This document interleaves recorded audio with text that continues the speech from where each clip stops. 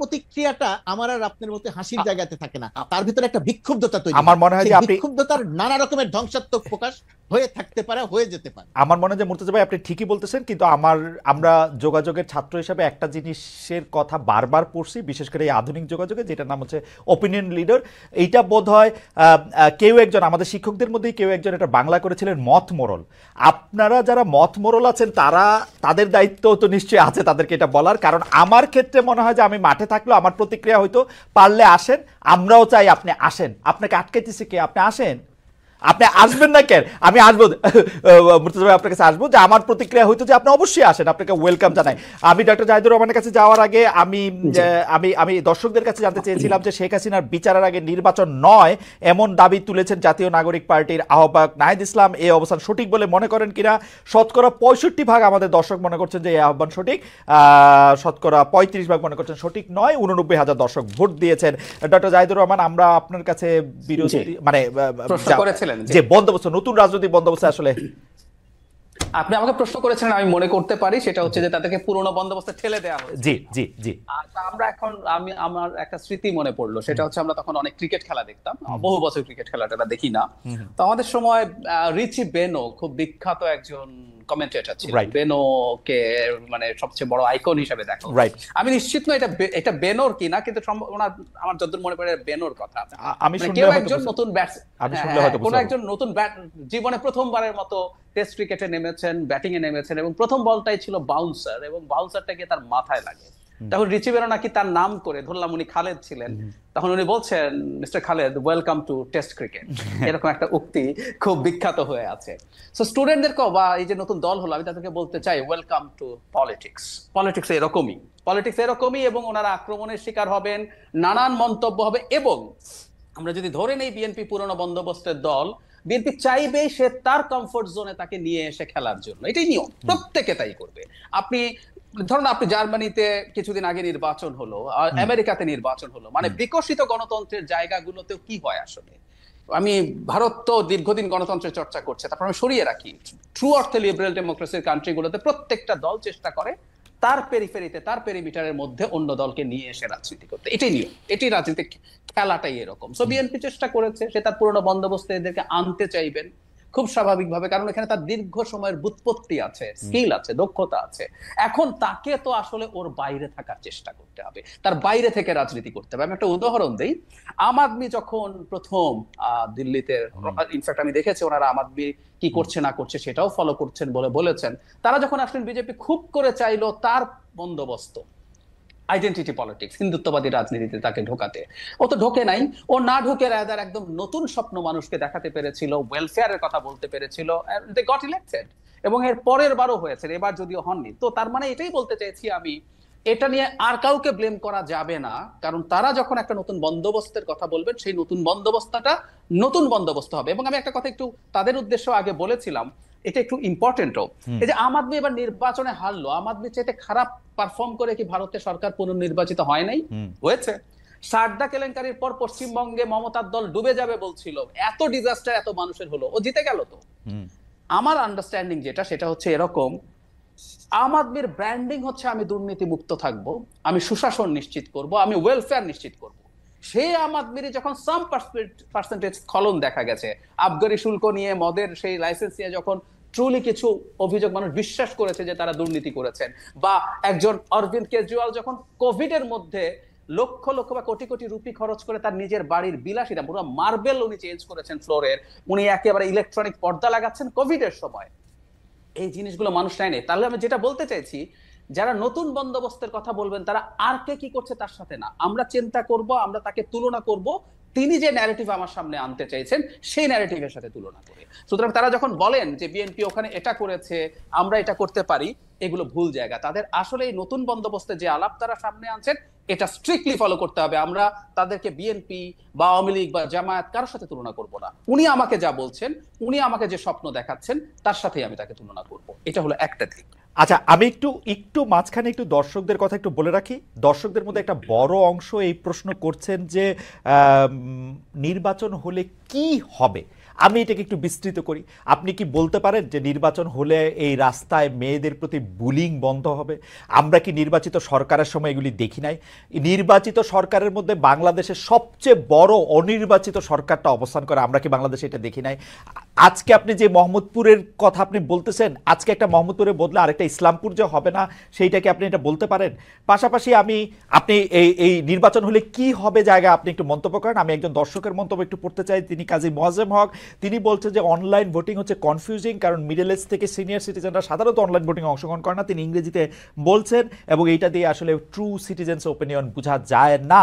আমি আসলে এটা নিয়ে কোনো মন্তব্য করতে চাই না। অনলাইন আমি রেজাল্টটাই বলি শুধু, কারণ আমার কাছে আমি সাধারণত অনেক দিন পর পর এই সার্ভেগুলির একটা বিশ্লেষণ করি যে কারা বেশি আমাদের এই সার্ভেতে অংশগ্রহণ করেন, কারা এটার মধ্যে ভোট দেন। কখনো যদি সময় হয় সেটা আসলে আমি লিখবো বা প্রকাশ করব, কিন্তু এইভাবে ঢালাও মন্তব্য করা আসলে যাবে না যে আসলে কোন বয়স গ্রুপের এরা বেশি থাকে। তবে তার বক্তব্য কিছুটা হয়তো ঠিক, মধ্য বয়সী থেকে সিনিয়র সিটিজেনরা এটা আসলে কম দেখেন।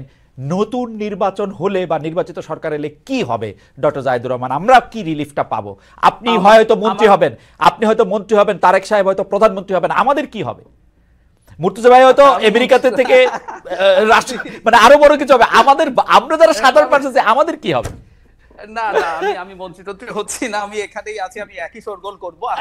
নির্বাচনে কি হয়, নির্বাচন হলে কি হয় এটা নিয়ে মানে আসলে আমি এই আলাপটা এত বেশি হয়েছে, আমি একাধিক কলাম লিখেছি দেশের গুরুত্বপূর্ণ পত্রিকায়। আমার মনে হয় এখন আমি ইউটিউবে, তখন আমার ইউটিউব ছিল না, একটা বিস্তারিত ভিডিও করব। নির্বাচিত সরকার যদি, এই জায়গাটা খুব ইম্পর্টেন্ট, যদি তার সামনে একটা নির্বাচন দেখে, এটা কন্ডিশন কিন্তু, তাহলে বহু কিছুই সে করে উঠতে পারে না তার অনিচ্ছা হলেও। আমি দুটো সরকারের কথা বলি, 2001-এর বিএনপি সরকার আর 2008-এর আওয়ামী লীগ সরকার। এই দুটো সরকার ভালো নির্বাচনের মাধ্যমে নির্বাচিত, যদিও 8কে অনেকে প্রশ্ন করেন, আমি ছাড় দিলাম। এই দুটো সরকারও কিন্তু ভালো ছিল না, আমাদের 91-96 দুটো সরকার কিন্তু তুলনামূলকভাবে ভালো ছিল।